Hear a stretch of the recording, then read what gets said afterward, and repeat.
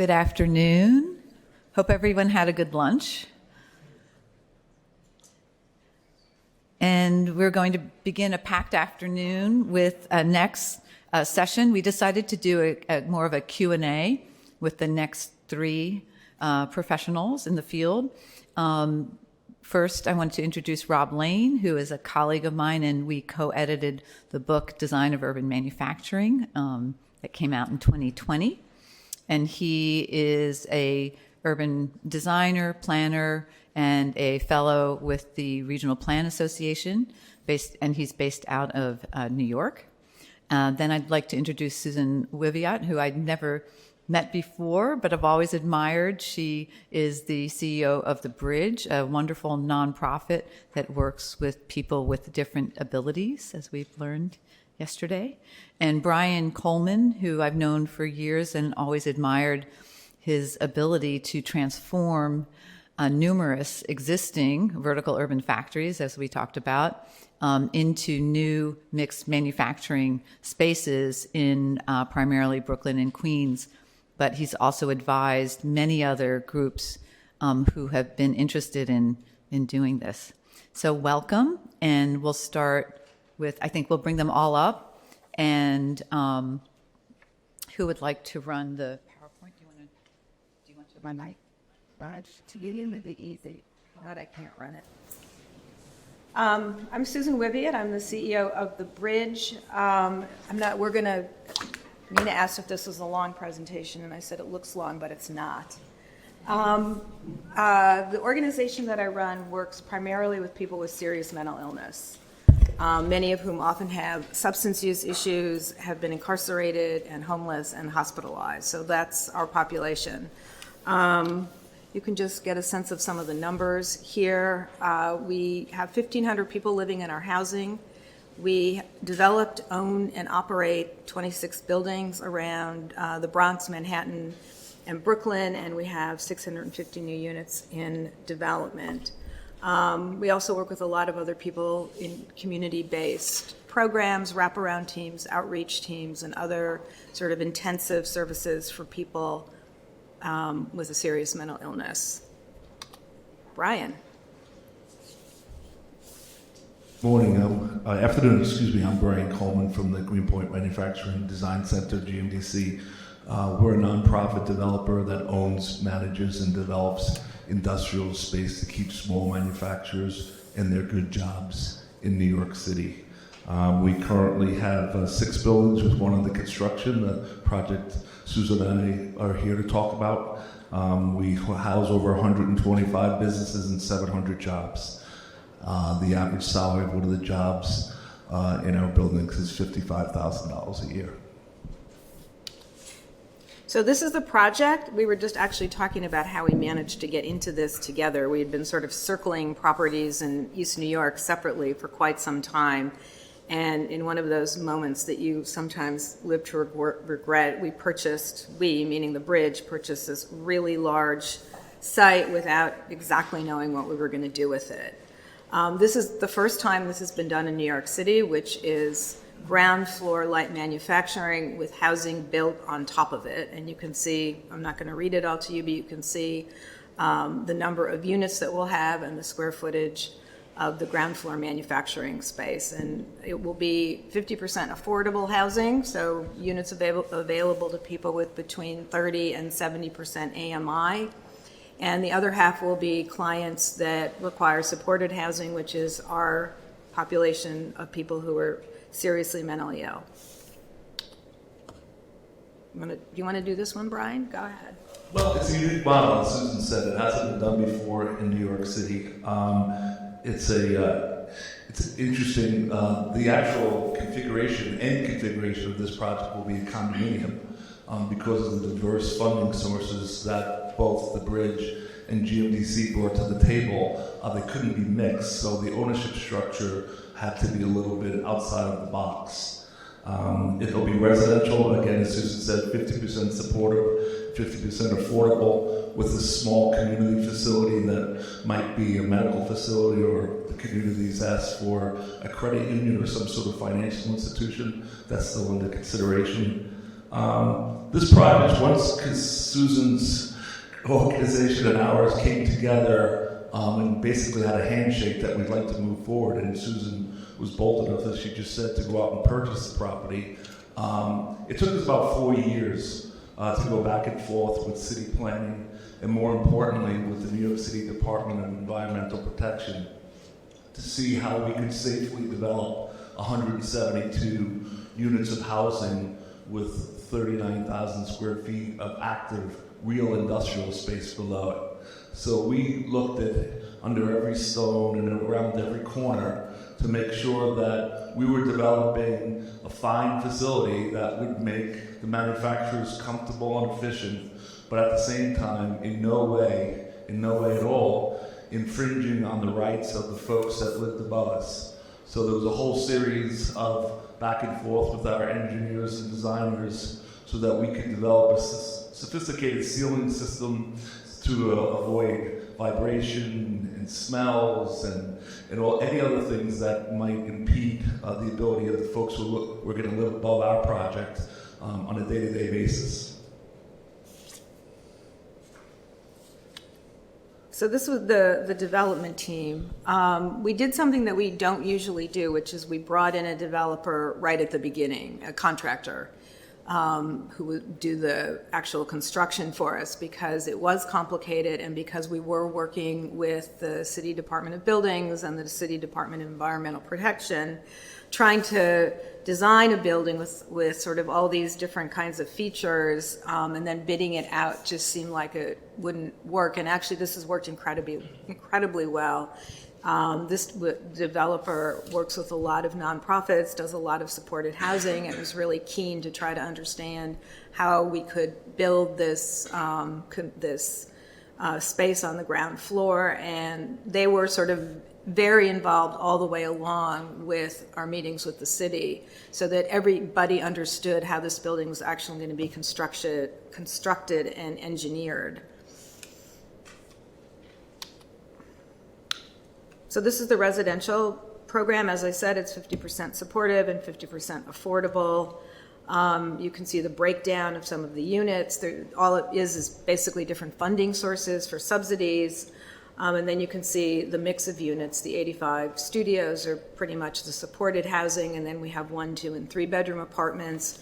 We actually did substantially more 3-bedroom apartments than are usually done to accommodate larger families. It was something that the community wanted. This project did have to go through the zoning process, which meant we had to get the support of the community board. It was mandatory, as well as the city council member from that district, which was not an easy process. Is that a diplomatic way of saying it? Very good, Susan. Very Thank you. And this just talks a little bit about the services that we have. In a lot of our buildings, we have urban farms, and we will have a space. Actually, we should have these slides switched around, and I'll tell you why. Because here you can see there's 2 towers, which you'll see in a minute in another picture. And in between those towers, there's, almost 12,000 square feet of outdoor space, which we've also worked with an architect to design, so there will be different spaces for different uses. It connects to the community rooms and the resident amenities so that people can go right from the indoor space to the outdoor space. They can do their laundry and be outside or whatever. So you can sort of see what we offer to clients. Because it's supported housing, it's staffed 24 hours a day, 7 days a week, and so that's we're very excited about that. Buildings in New York that are a certain size have to have outdoor space, and this was the way that we met that requirement, because it's actually built pretty much from lot line to lot line, so there was no real space to have outdoor space except on the roof, and we didn't want it on the roof.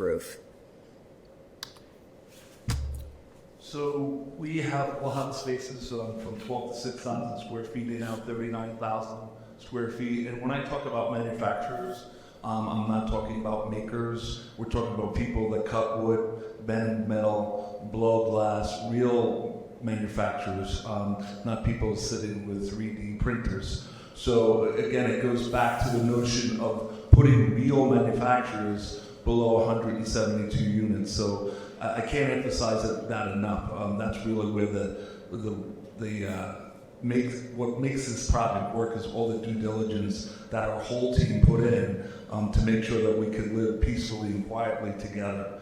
It has the typical requirements of any of our other buildings. A lot of power. One of the things that's great about this project is that we have a bus stop in front of it. We have, for those of you who are familiar with New York City, we have the 3 train a couple of blocks away. So this is great for us because 70% of the people who work in our buildings walk, bike, or take public transportation. That's a big part of our developments typically, and it is here too. Again, going through the building design, we were concerned about odors, air quality, we were concerned about noise, vibration.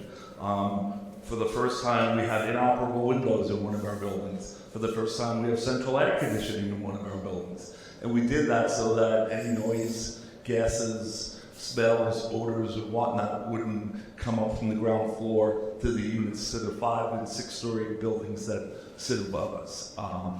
Again, I can't emphasize the amount of time that we went back and forth with the New York City Department of Environmental Protection. They wanted to know that GMDC was a good actor. They went and looked at our other buildings and wanted to make sure that we didn't have an abundance of complaints and/or issues. And ultimately, the proof was in the pudding when, as a whole, our whole design team and the regulatory agencies spent some time going through our buildings and seeing that, as we like to say, we're not our fathers and grandfathers' version of manufacturing. And this is what it all looks like. So as you can see, it's the manufacturing is on the ground floor. On Rockaway Avenue, we have a 6-story building, and then on Thetford Street, we have a 5-story building with the 12,000 square feet of open space that Susan was showing you a little earlier. And this is just a detail of the acoustic ceiling, how complicated and expensive it was, but it's really integral to the success of the project. And as I mentioned before, it required a full rezoning in order to do this, and that is quite a significant and expensive undertaking. I will just give a shout out, Fried Frank, a big law firm in New York. I have a friend there. They actually did the legal work pro bono, which was huge because none of that can be recaptured in the financing because it's it doesn't count for what you can actually pay for. So that was one of the things that really made this actually feasible, was the amount of time that they spent helping us walk through the rezoning and working with us with the city agencies and Department of City Planning. They actually rezoned a part that was larger than our site. I guess they're thinking that maybe someday something will be done on those neighboring parcels. We actually did try to buy the light yellow one just sort of north on this page, but they didn't want, at the time, they didn't want to sell, so now they're sort of stuck with a site that's not as good. And of course, any large project, actually small ones too, in New York City require multiple funding sources. These are all the places we got funding from. As Brian said, their funding doesn't really overlap with our funding, which created additional complexities. We had to really figure out how we were dividing up certain costs, like the shell of the building and other things that weren't sort of easily divisible, so that they could cover their portion of it and we would cover our portion of it. And that actually was also something that took a little bit of time and thinking. Yeah, and here, this is how long it took. It will be literally 8 years before this is finished. We did buy the property. We did hang on to it for a while. We did work with Brian and start. There's a big time between 2017 and 2020. We were actually going to community board meetings right at the beginning of the pandemic. And then we were still trying to work with the city agencies all during the pandemic to get all of this finalized so we could get the financing in place, get the construction closing, and start building. And it will be done next May. These are just some pictures you can see if you look. That's sort of one side of the building. These are sort of, that's not a good picture. This is a better picture. These are the two towers, and in between where there's the puddle, that's going to be the roof, outdoor space. These are just pictures. As Brian said, our part looks great because there's kitchens and bathrooms already, which is nice. And this is Brian's part. I don't know if you want to comment on it, Brian. Yeah, I mean, one of the things that's important to notice that this site was 46,000 square feet when we bought it. The factory was 39, 40,000 square feet, and we're putting 39,000 square feet back in use on the site. So we wanted to conserve as much as possible. The other thing is that the site was relatively automated. It was the home of Fox You Bet chocolate syrup. For any of you from New York who knows how to make an egg cream, that's a key ingredient. They only had about a dozen employees.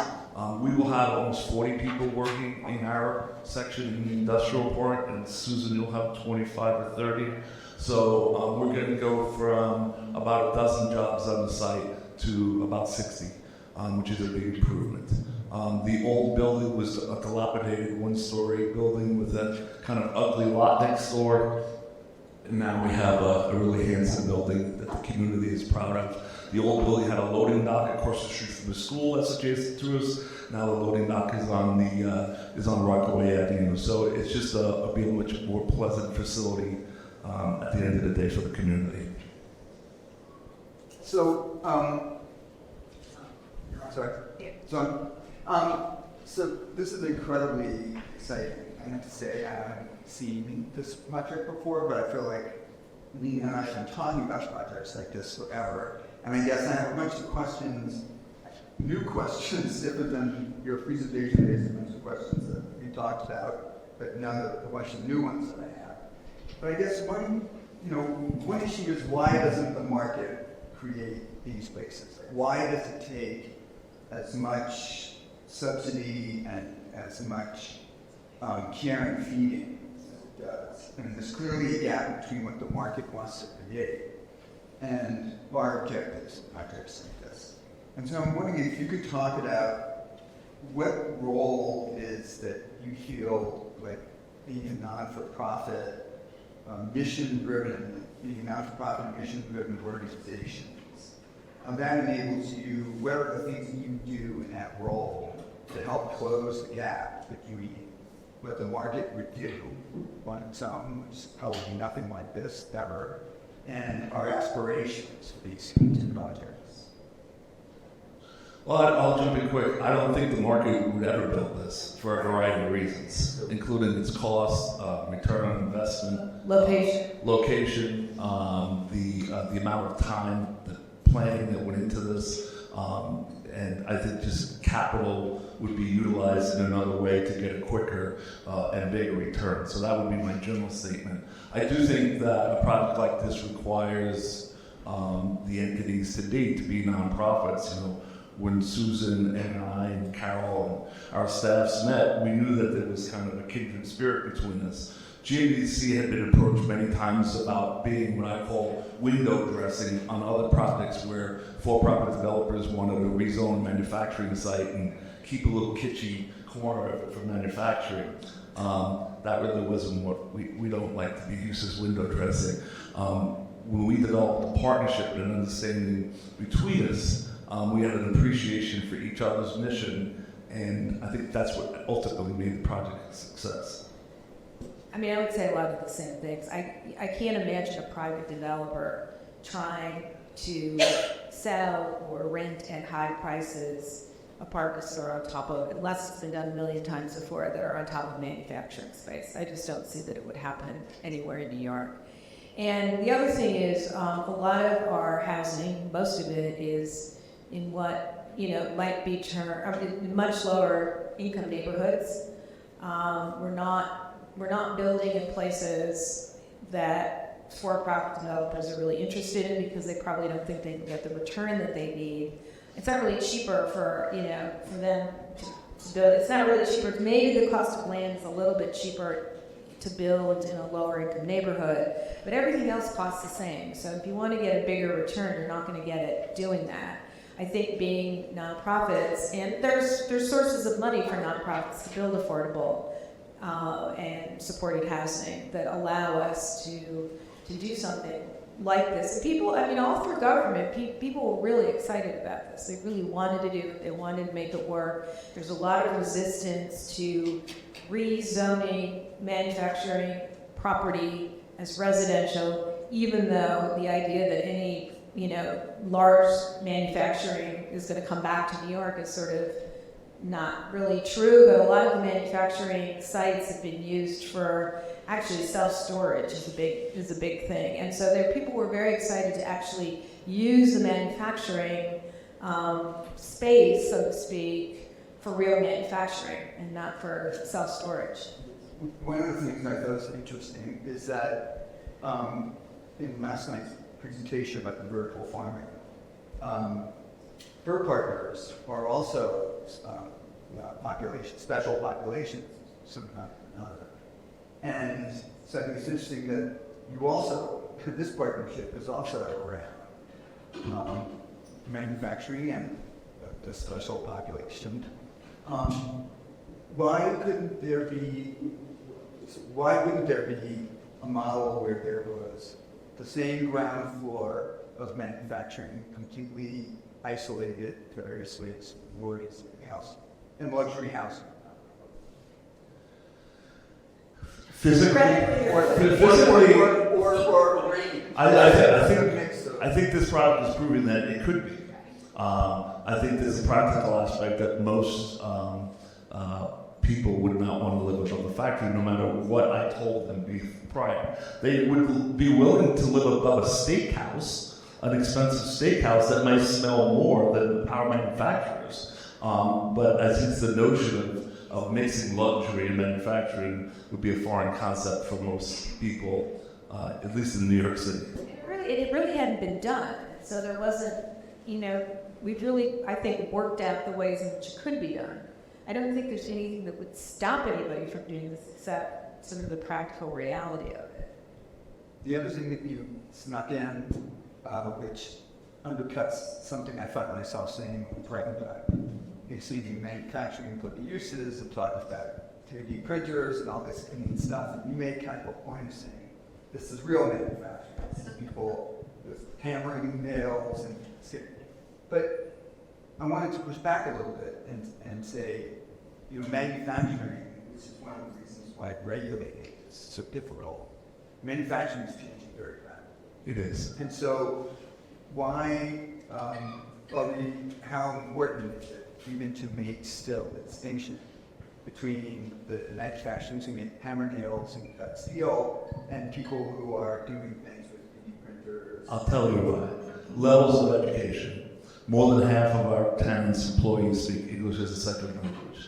So manufacturing jobs, even though there are much fewer of them than there used to be, are still an entree to the middle class. If I wanted to build a facility for people using 3D printers, I'd be building a facility probably that would be largely employ college graduates. And that's really not the mission of our organization. We want to create good working class, middle class, kind of a pathway to the middle class jobs. I see that, but I also can imagine somebody saying we shouldn't artificially necessarily prejudge who's capable of learning these other skills, which might be. Well, that's not to say one of our tenants doesn't have a 3D printer in the corner that one of, a gentleman from Ecuador may not learn how to use. That gentleman from Ecuador may come in sweeping the floor, and I've seen it happen in many of our spaces. Eventually, he may be operating a CNC machine. So I'm not precluding that. What I'm saying is that given us leasing 2,000 square feet to a bunch of smart kids with MacBooks or a guy's going to cut wood and employ someone who recently came to this country, it's going to be the latter. I appreciate that. The other thing I was thinking about was you were talking about and I think about this more with the GMBC building. This is one big vertical district, really, like a vertical investment district. You curate a mix of tenants over time, right? Just maybe some guy's needing something that's important to everybody else in the ecology. That guy can't necessarily pay the market rent. He's important to the rest of the ecology. So how do you think it is the special kind of province of the non-for-profits to be able to control the real estate so that we can curate the mix of usage over time to make sure that the ecology of the building is kind of working in terms of how? Yeah, I mean, I wouldn't say that a for-profit developer wouldn't do that in some respect, but we do it with probably greater zeal, and we're probably more upfront doing it. A for-profit developer ultimately, at the end of the day, wants to make money. We really want to have a successful project, and if we could have one tenant instead of another, because that new tenant might be a resource to the existing tenants, we would choose that tenant. In a minute, I'm going to let the audience ask some questions, but I have one last one I want to ask you. Just having gone through this, what would you say? Would you ever do it again? I wasn't going to give you that easy out. Oh, That's too easy. I was going to ask you, what would you say are your top lessons learned about industrial residential use? If you want to, did the people in the audience or people got inspired to do that mixed use? What are some of the top lessons you feel like learned down this? I think one of the most important ones is that it can be done, which actually was not clear for a number of years. And that was sort of the risk that we took when we got into this. I think the other thing is that there's a lot of impediments that won't change no matter what. And in New York City, that includes things like zoning. It includes things like, I've almost never seen a project in New York that somebody didn't want to stop for some reason. So those things are never going to change. And I think we did. I think we worked really hard with the community to bring them along. Initially, the community board rejected our proposal, and we, kept working with them. And I think their concern was more about our population and less about the manufacturing. Exactly. Yeah. They had this vision that these mentally ill people, that it was going to be like a shelter, and we brought them both virtually and in person when things got a little better during the pandemic to our buildings. They didn't really have the language for it to understand that these are apartment buildings and people live in them. And shelters, which have lots of reasons why people hang out outside and lots of other issues, don't exist really in housing. And so, I think it's an education process, and I don't think every neighborhood you go to, you have to go through that same process. So I don't think we learned and we knew even before we started how important that was, and that's not going to change. Yeah, when outside of the pandemic, I think one of the important things is to find a good partner. And I don't say that, honestly, we didn't know each other at all when we first met. I met literally across the path with the bridge. Our organizations were successful but apart. So that was a key thing. We went into this knowing that it was going to be completely different from our traditional projects, which are all as of right. So we traditionally take an old, dilapidated, what was formerly a single-user industrial building, do a gut renovation and make it a multi-tenanted industrial building. And all I just need to do is go to the buildings department, take out a construction permit. This site was zoned for manufacturing. We needed an NX designation in order for us to have the mixed-use housing and manufacturing together. So it was a completely different process. But what I would say to you, as two nonprofits, I can speak for GMDC, and I can almost speak for the bridge, is that we're an open book. So we're hoping that we can replicate this project, but that nothing would make me happier than for someone else to replicate the project. And it's something that can be done maybe over and over again. There's a shortage of manufacturing space in New York City. There's a shortage of space for affordable housing. The fact that we were able to put it together on one block and lot is quite an accomplishment. And if it could be used as a model for others in the future, so be it. I mean, go get them. I mean, I will say, I was talking about this before. We started thinking about this when someone brought us to a for-profit garage owner in East New York that had a garage that could literally, you could build housing on top of it. And what happened at the end, we already had financing lined up. I mean, what happened at the end of the day is when he realized that by selling us his air rights, he was giving up the right to do certain things with that property. It just got really, really difficult. So I think there was something about the mission, about being a nonprofit, about willing to be flexible, about realizing, you know, how that we were sort of in this together and that we really had to work together to make this work, which I think a for-profit, I mean, he was thinking down the road, like 30 years, maybe I want to do what, I don't know, but, you know, when he realized that he would be restricted in that way, we couldn't really come to terms. And so I think the partner issue is really, really important. But I will say, it wasn't Disney World either. We had lots of pitfalls, we had bumps in the road, we had potholes. We never yelled at each other. No. Frankly, we almost didn't close. I mean, GMDC came up short money-wise, and our partners, the Bridge and Mega, wanted to get this done so much they essentially loaned us money. And we had a city agency switch gears and allow us to use what was probably going to be housing infrastructure money for the economic development component of the site. So this was not easy, and it wasn't without its troubles. But we're crossing the finish line, which is the most important thing. From an urban design point of view, you didn't say very much about the site, and I'm wondering, is in terms of the uses that are in a general area, is having the manufacturing use here somehow plugging into a larger manufacturing ecology in the greater neighborhood, or is this going to be a kind of a... Actually, this neighborhood doesn't have a high concentration of manufacturing. There was a building that both Susan's organization and ours looked at down the block. It's about 3 blocks away that is now mini storage, as a lot of manufacturing space has been developed. But there's not a lot of manufacturing right here in Brownsville. Short right away in East New York, there's a significant amount of manufacturing space and people operating as manufacturers, but we don't have a community of manufacturers in close proximity to our facility.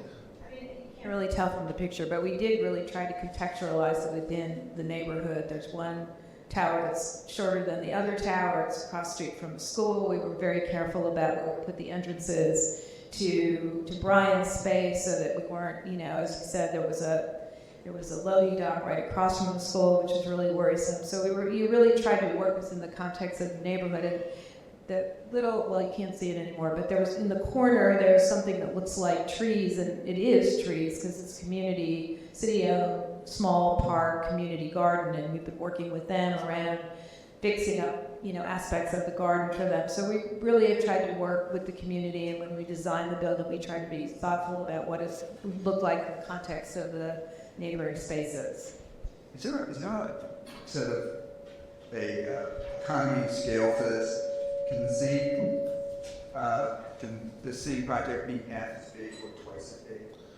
I don't know about half as big, maybe twice as big. GDC looked at new construction on our own. We were never able to make the numbers work. So there was economy of scale working with another nonprofit who was willing to sacrifice profits and have a lean bottom line. I think it could be done bigger. This is a pretty large facility, though. It's 172 units and 40,000 square feet industrial. But I can tell you that we've tried to do, and we're not successful in doing mixed use before. And we would have to do it at a scale that's similar to this. I would just say, from operating the building, I don't know that I'd want to do it much bigger. I mean, it gets very complicated as you get too big in a building that does what you do. I think we have about 10 minutes. Are there questions from the audience? And I don't know if you need to do them all to my God. Okay. what led you to, why would this work with retail industry? What brought you together for this particular project? Did you want to leverage the NAP designation, or because you guys ran into each other?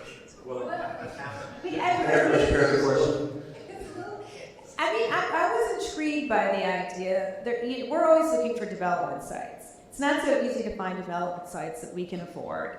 So, right now we're developing a site with a church. There's always a trick involved in finding these development sites. So the trick here was, there's all this property out there. It's not being used really as manufacturing. A lot of it's vacant, or it's being turned into mini storage, which nobody in the community likes. So maybe we could figure out how to do something where we utilize that, because we were told very early on by some of the people in city government, borough president's office, that it was going to be a non-starter to try to rezone it and get rid of the manufacturing use. They really felt strongly, whether it was right or wrong, that they didn't want to do that, but they wanted to have manufacturing uses there. So we went out and said, all right, well, let's see if we can figure out how to use the manufacturing.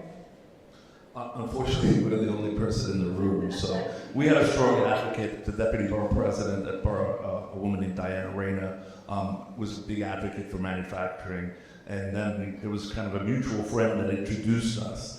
And then, as I said, it became a good partnership, and everyone became comfortable with it. But literally, we were it was a little bit of a forced date, at least initially, so that, they could do what they do.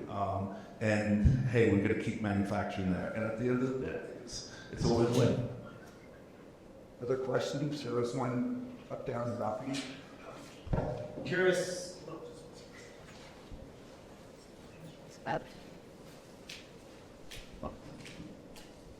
Thank you. Curious if you could talk about the permanent ownership structure. Does one of you lease from the other? Are you co-owners? How does that work? As I mentioned earlier, because of our funding sources, which are very complicated, we got to learn a lot about how housing is developed. I said that when we started here, that Susan had a tool room or a tool truck.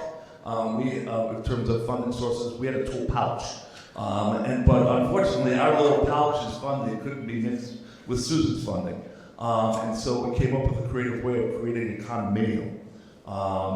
Susan owns, correct me if I'm wrong, 3 condominium units, the affordable, the supportive, and the community facility.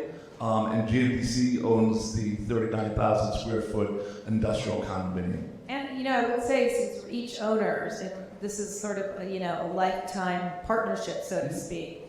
It's also really important to have a partner you can work with. I mean, we're not anticipating any big problems, but you never know what's going to happen down the line. So working with another nonprofit and sort of having that relationship in this context feels very important to me.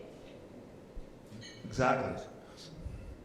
Read by on the island, too. I'm not sure if somebody else up there, right? We'll get you next. Could you speak a bit more about how you arrive at the mix of what kind of manufacturing and how that connects with either other industries or regional value or supply chains? That's a good question. Actually, during what I'll call our negotiation process with the New York City Department of Environmental Protection, they asked us to preclude certain, what I would call noxious or more noxious manufacturing. So we agreed to a whole list of industrial users or uses that we would not put into the site, which was fine, because generally we don't have them, but we officially agreed to not have certain manufacturers. Is it legally specified? Yeah. Yes, I mean, down to the use groups. So we got that specific. And we were okay with that because we know generally where our people are coming from, but they didn't want us to have a perfume maker. We couldn't have a soap manufacturer. I mean, for a lot of reasons that are very obvious when I mention the uses. Excuse me? Yeah, right, exactly. And so a lot of people ask us that question, but it wasn't that complicated because we have a pretty broad universe, and for our own sake, as well as the bridge's sake, we want to do it. Our organization, particularly our board, was deathly afraid of doing anything that would make the residents uncomfortable. So we were happy to go to kind of exceptional means to make sure that anything we did made it good for the manufacturers so they could function and we weren't tying a hand behind their back, but equally at the same time making sure that we weren't a burden on the community that we were building together. I mean, I think one of the more complicated aspects of their space was the spray booths. Yes, because, you know, we couldn't have them, you can't have people spraying things. It has to be a very controlled environment. And that was one of the things the DEP was really worried about. And so there was a lot of discussion around where that would be, you know, and how it would be ventilated and all that kind of stuff. So, there, you know. Rather than have 10 tenants put in a little spray booth, we have a shared spray booth. It's actually quite large, but a lot goes into that, and it's very complicated. So we spent a lot of time with DEP and our environmental consultants and engineers making sure that we were designing a product, that was going to be perfect. And we're actually literally building that right now. And I can tell you that the architect and our project manager in our office are crawling all over this thing to make sure it is perfect. Because once we close up the walls, there's no going back. And that would make it an imperfect project if we had a problem with that. I had time for one more. One more question? I think this is a tremendously exciting project for physical reasons and the social, economic reasons. It's extraordinary. I wonder about who's helping to prove the bill in terms of the costs, because I would assume industrial space rents at a much lower cost typically than many other kinds of space, unless I'm wrong in New York. Perhaps that's not true. No, that's correct. Absolutely correct. Yeah, so in housing, of course, when the issue was raised about luxury housing over industrial, I thought, let some of those guys pay for that space where people can be employed and so on. But the metric, the economic metric of making this happen, I think is fascinating. And if you could talk more to that, I'd appreciate it. Well, again, as Susan alluded to earlier, we're two nonprofits that are have available to us individually funding sources that a for-profit developer wouldn't have. So, for example, we had a grant from the U.S. Small Business Administration. We had a grant from the state of New York. We had new market tax credits from the New York City Economic Development Corporation. There are a lot of pieces to our puzzle that a for-profit developer who's building across the street wouldn't be able to avail themselves to. So it's a kind of anomaly. Well, it's an anomaly, not in our world, but in a for-profit development world, yes, we're very much different. But I think there's a lot of non-for-profit developers, you know, that would be interested in this kind of a model. I mean, that's in many ways fit their mission. Can you guys do one more? One more, okay, one more. There's still, Way in the back. There's still one way in the back.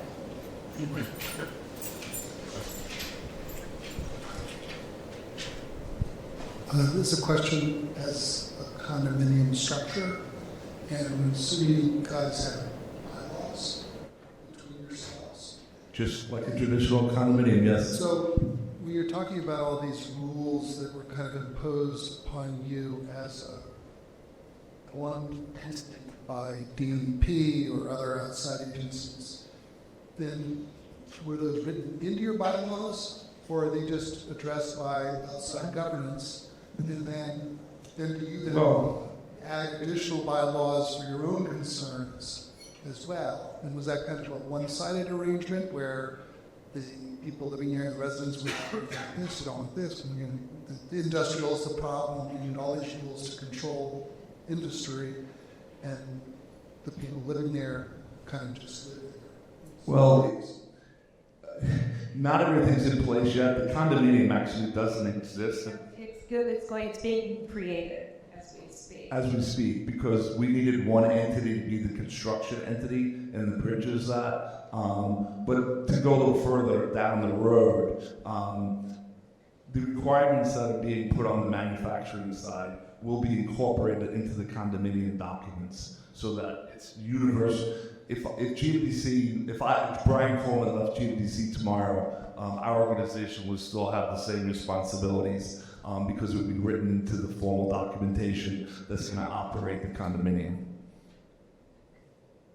I want to thank, join me in thanking these guys.